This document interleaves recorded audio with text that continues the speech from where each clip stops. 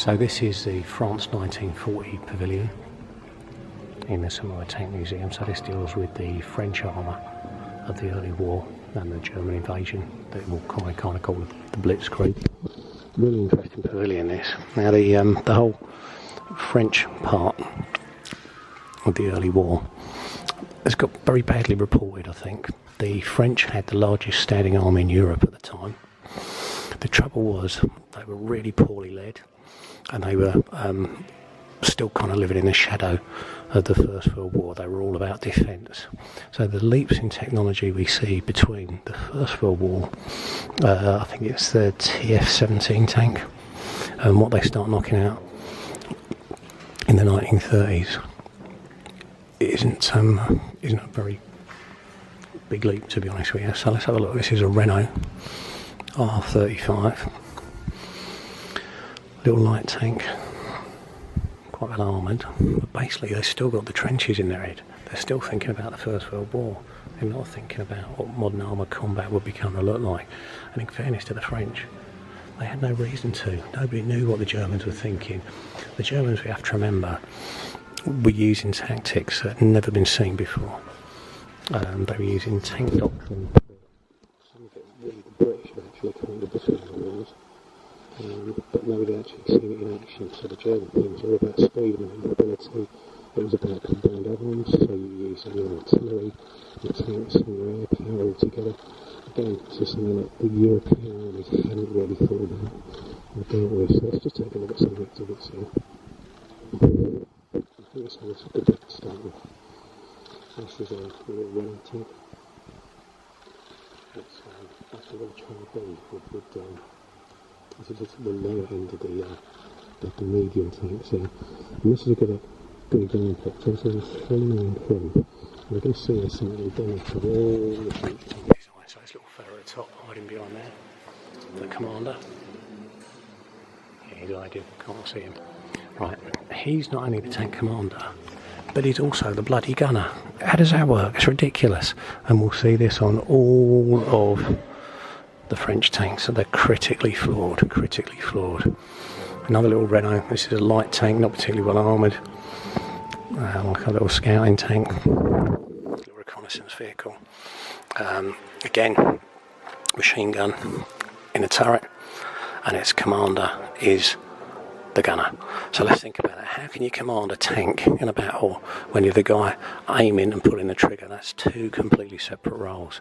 And this meant that the whole French tank design was critically flawed. There were some good things to it.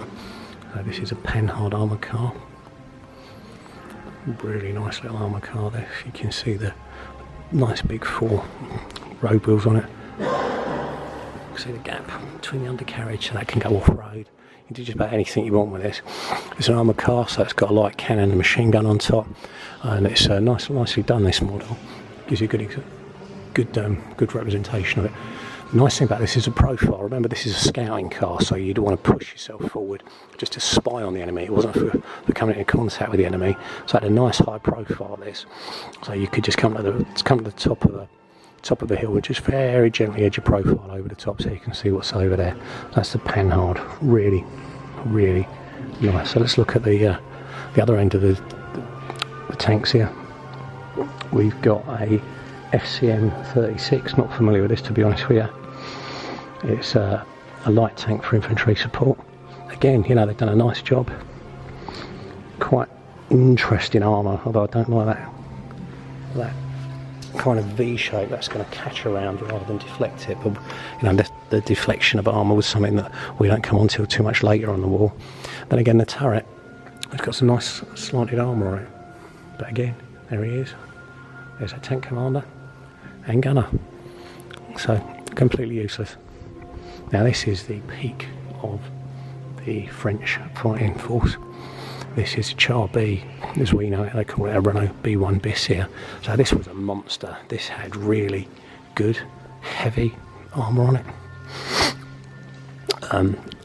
We got a 4-man crew on this. Look at that, 2 guns. This is a bit like the Grant tank that we'd see later in the war on the Allied side. Don't know why you needed 2. Don't think it really brought much to the party, to be honest with you, but who knows. So you've got 60mm armour here. That's really thick plated armour. How it's that's solid. That's going to take an awful lot of damage. And the same when we look along the profile. This is an absolute beast. This thing dominated the battlefield. Just a bit of perspective here. The Germans at the time were putting on like your Panzer II, Panzer III, and the early war version of the Panzer IV. The German early war armour wasn't very good, to be honest with you. I know we think the Germans are an amazing engineers, amazing industrial capabilities, but the German stuff during Blitzkrieg broke down, failed, wasn't all that good in a fight against in-place guns.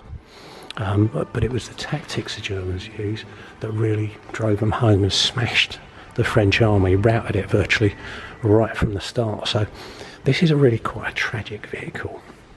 It shows that everything was good in the French military. Great big tank, great big guns, well armoured. I think this one man in the turret thing kind of sums up the French leadership at the time. Poorly led. The French military structure above the ground commanders was hugely bureaucratic and inflexible. And I'm just going to, as I'm walking, I'm just going to take a look at some of these light vehicles here as well. Not particularly interested in trucks, but we'll take a look while we're here. What's really important to remember is that the German fighting doctrine at the time was all about improvisation. So the NCOs and the junior officers were allowed to improvise. They were the guys on the spot. They knew what action they could take and when, and they were given that flexibility of command to do so. So they were dynamic, whereas the French had a really kind of bureaucratic, waiting for orders, wouldn't do anything unless they were told to. The Germans were adapting at platoon, company level, and they were trusted to do that. Tragedy of that, obviously, is that as we go further into the war, and the bloody idiot Hitler goes madder and madder, he took all of that flexibility away from him, which is why the set-piece battles of Normandy was such a disaster for the Germans, let alone the Russian front, but I'm digressing. So the French army, not to be sniffed at, frankly. Very, very brave men, well equipped, poorly led. It's the old World War II adage of lions led by donkeys. Anyway, that's the French World War II pavilion, the early war. Fascinating. Obviously, we're in the French Tank Museum, so I'd expect something decent, and this was fantastic. Thank you some more.